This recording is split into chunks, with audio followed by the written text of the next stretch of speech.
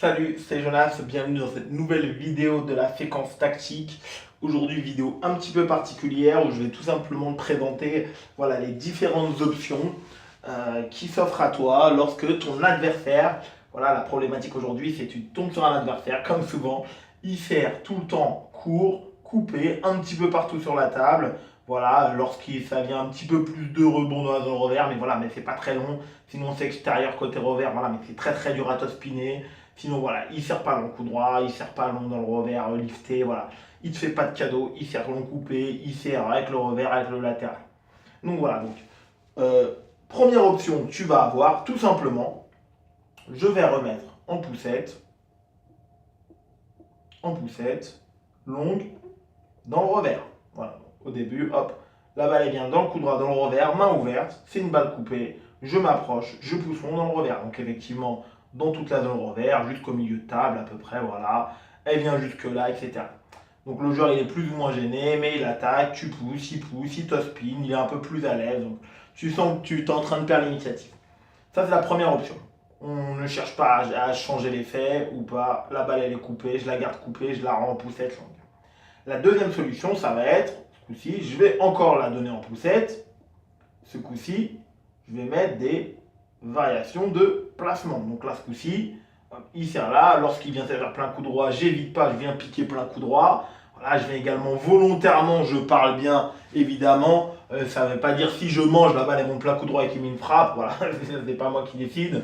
C'est juste que j'ai mal géré son effet volontairement. Je viens faire une poussette, je m'appuie sur l'effet latéral, je rends des balles, je joue partout sur la table. Voilà, mais le joueur s'adapte. Je gagne des points, mais lui aussi, voilà, il reste devant. Donc il faut encore que je lui propose quelque chose de mieux, quoi, quelque chose d'encore un petit peu plus consistant. La troisième option que tu vas avoir, ça va être du coup, je vais toujours remettre main ouverte. Voilà, la balle est coupée pour l'instant. Je ne vais pas aller chercher quelque chose de plus compliqué. Ce coup-ci, je vais varier à la profondeur de la balle.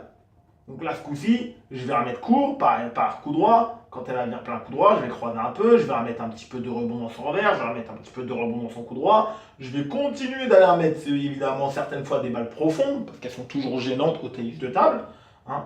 Il n'y a, y a rien de mal à ça. Mais là, ce coup-ci, par contre, je vais faire des remises en profondeur. Alors effectivement, au début, il va en repousser dans le filet, donc très bien, il va en repousser donc sur la table. Moi, comme je suis également surpris, j'ai pas forcément l'habitude de faire ce type de remise, bah, je sais pas très bien les exploiter. Ça fait partie du jeu. Voilà, donc je repousse un peu mollement, il attaque. Donc très bien. Donc là, voilà, j'ai un petit peu exploré maintenant tout ce qui se passe en termes de poussettes. Donc là, maintenant, quatrième option, c'est que voilà, donc j'ai essayé d'aller jouer un petit peu partout, mais la balle elle revient également dans mon plein coup droit, dans mon plein revers. Voilà, je suis un petit peu perdu.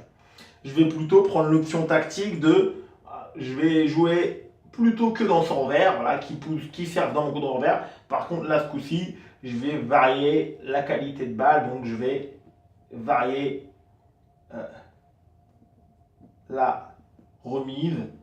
Donc là, par exemple, je vais faire un flip en revers ou une poussette ou un flip ou etc.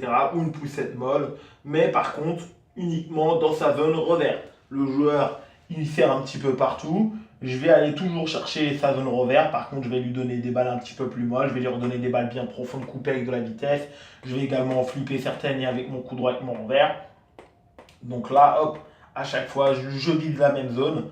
Donc effectivement, là, je sais qu'il y a de grandes chances s'il attaque ou s'il pousse que la balle et revienne dans ma zone revers. Par contre, là, le joueur, il n'est pas beaucoup surpris. La balle arrive de venir dans ma zone revers avec un petit peu plus de qualité puisqu'il est au courant, que ce soit une poussette, que ce soit un top spin. Donc pour moi, il faut que je sois également prêt à gérer cette qualité de balle.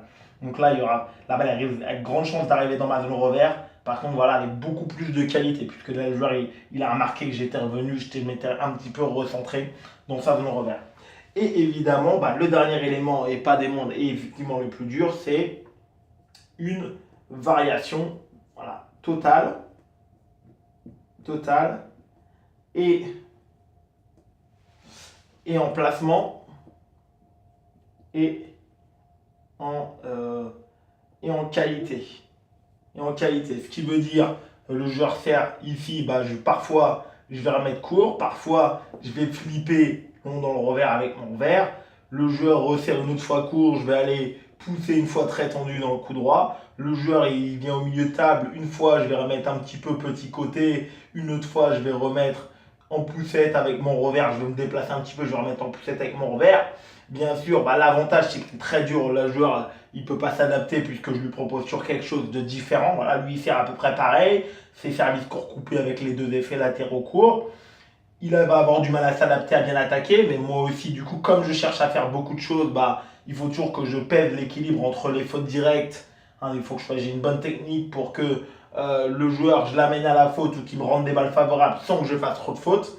Évidemment, comme du coup, je mets beaucoup de variations, l'inconvénient, c'est que sa première balle, elle arrive dans beaucoup d'angles. Quand je remets dans le revers, des fois, elle arrive dans le revers. Quand je remets petit côté, des fois, elle revient aussi petit côté. Ou des fois, le joueur, il va venir la touch-piner un petit peu en la portant ou avec de la vitesse dans mon plein revers. Donc, ça me pose également d'autres problématiques. Donc, là, ce qui est important sur ce schéma-là, c'est de voir, voilà, là, c'est un petit peu un chemin, quoi. Je commence le match, je commence par le plus facile et je vais faire des choses de plus en plus dures. Plus je suis en difficulté et plus je me rapproche de la fin du match, plus évidemment je dois aller vers de l'incertitude, autant pour moi que pour mon adversaire. Plus j'ai l'avantage, plus je suis en sécurité, plus je vais faire des choses simples. Si au début j'ai l'avantage, je remets des poussettes longues dans le revers, j'ai l'avantage, je gagne le match, voilà, je ne mets pas de variation. Juste le niveau 2, voilà, je vais inclure de la variation au milieu du deuxième set. Voilà, le joueur va s'habituer un petit peu plus pour être sûr de conclure le deuxième set.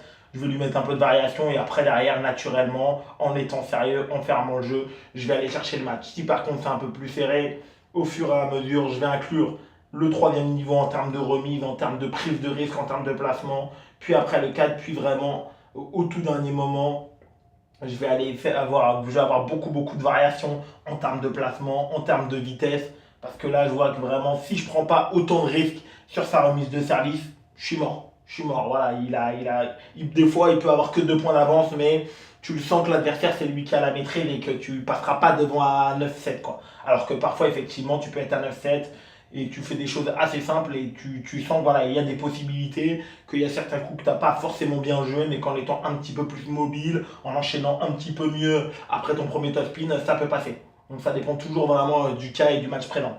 Merci beaucoup de m'avoir écouté. Comme d'habitude, je te souhaite un excellent entraînement et ciao!